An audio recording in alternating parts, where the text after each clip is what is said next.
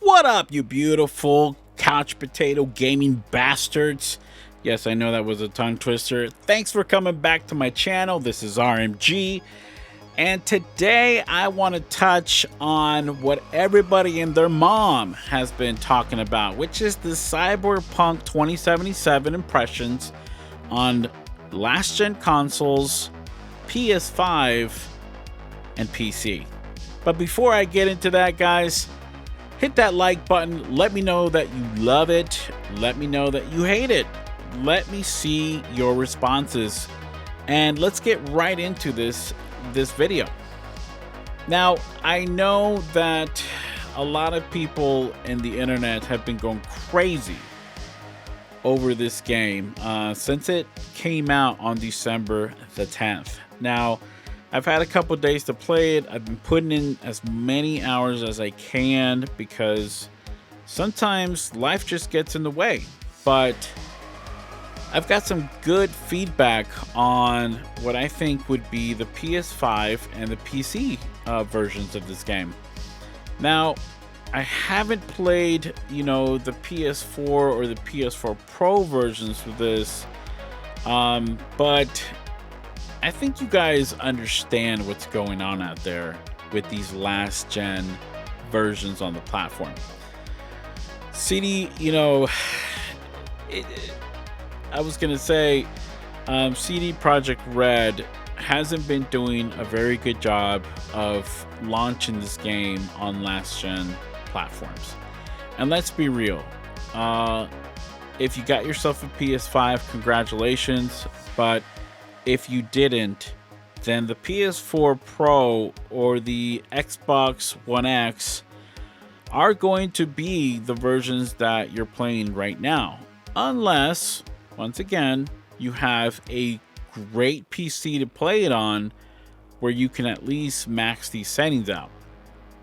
So, CD Projekt Red has issued an apology, finally. Letting their fans know that, oops, we brought this game out and it's completely broken. And if you want your money back, then you can certainly do that, but give us a chance, type of apology. And I understand, look, I understand when you have glitches, when you have, minor bugs. I get it. No launch game is ever going to be perfect unless you're, Naughty Dog or, because as we know, their games when they come out are phenomenal, but they also delay them if they need to. And we know that CD Projekt Red has been delaying the game for a while. It's been in the making, guys, for about 7-8 years. So we get it. We get that, you're not going to have this game run perfectly from day one. But if your game is crashing, if your game is having performance issues, if your game just, flies off the hinges in terms of graphical fidelity because, you're not getting what you thought you expected, then yeah, CD Projekt Red, has the right to, give you your money back. And they kind of knew this, guys. Come on. They knew that the platforms for last gen were not going to be up to par. Because for one, they prevented people from showing footage when they gave the 2-week embargo. And two, they told a lot of people that they can only show the footage that they allowed, that they were giving those people to review the game on. So, those are some pretty red flags right there when a developer doesn't want you to show the actual gameplay. And they know, and it was easy to understand that, they were having issues, optimizing this game for the PS4 Pro, PS4, Xbox One X, on the last gens. So, yeah, it has become a problem. And you can see it now by the internet. It's on fire because of this. So I'm really disappointed in CD Projekt Red for that. They knew that this game was going to come out, but they wanted you to buy it. They wanted you to go ahead and get their money and then issue a statement for a refund, which I thought is kind of counterproductive in my opinion, but whatever. I mean, if you're gonna bring out a game, make sure it's, it's playable and, you can run it on next gen consoles, because everybody right now, at least the majority of people, have a PS4 Pro, PS4. Not everybody has a PS5 right now, and that might be because maybe you're waiting, giving it some time for the console to mature, or you're having to have issues with scalpers buying all of the consoles, as we have seen on the internet already. So whatever the case may be, everybody right now, there's like 120 million fan base for Sony. They're playing this mainly on the PS4 Pro, and it's not looking good. I mean, I myself, has had a couple issues, but I mean, I see like cars flying out of nowhere. I've seen people, in the cement, literally inside the cement concrete. I've seen pop-ins on the face. The textures are just going crazy. I mean, there's a lot of problems, and then there's, the game shutting down up to 4 times while you're playing it. Seriously though, I mean, that could be really frustrating, and there's a lot of people who, have given CD Projekt Red about 7 to 8 years to get this thing together, and all of a sudden it's still not together. So yes, refunds are actually reasonable at this time. But let's talk a little bit about the PS5 version.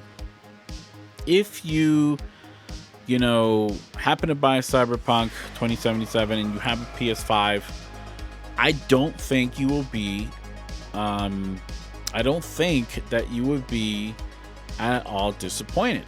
It runs really well on the PS5, but keep in mind that running this on the PS5, you're actually running the PS4 code, because we still have not gotten an official version for the PS5.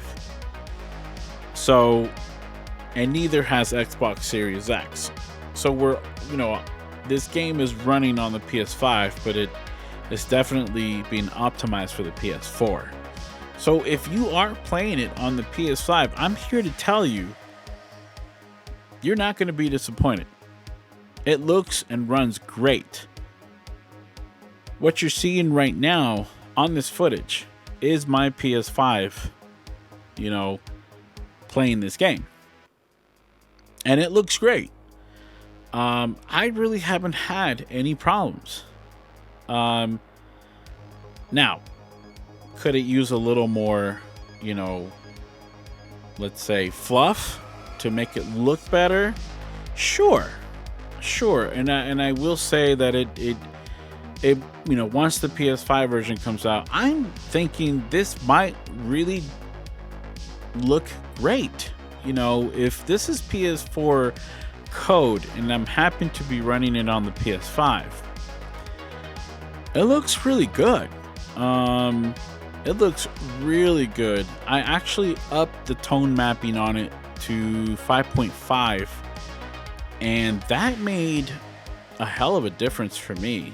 I don't know, the lights, the glare, the shine, the reflections, everything just looks more popped. In the beginning, everything kind of looked a little flat, but as soon as I adjusted that, and the game does run bright for me on the PS5, so I had to lower it all the way down as much as I could on the brightness of, the in-game settings.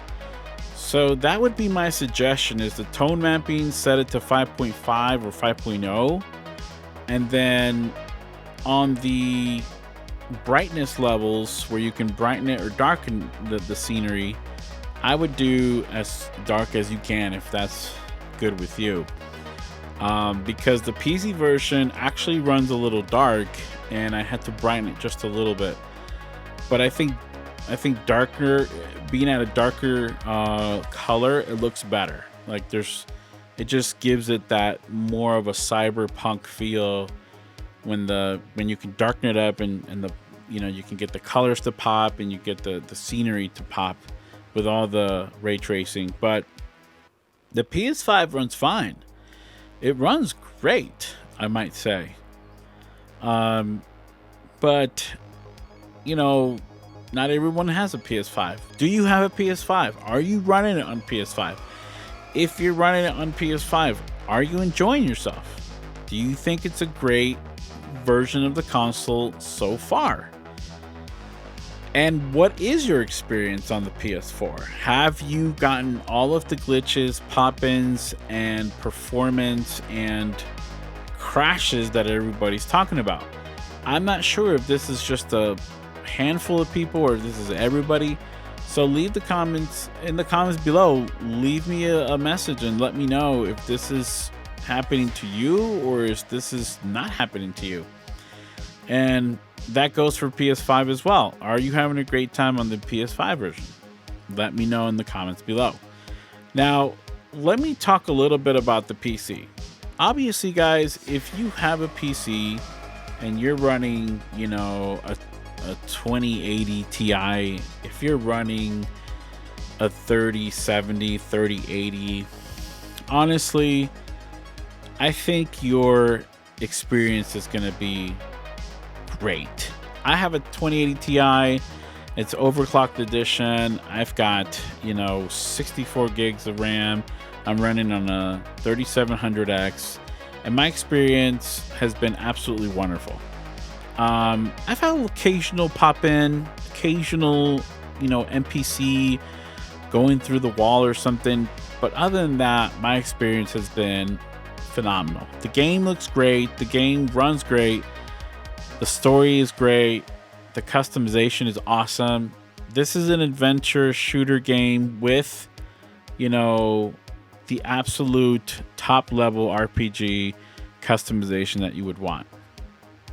That's my impressions right now.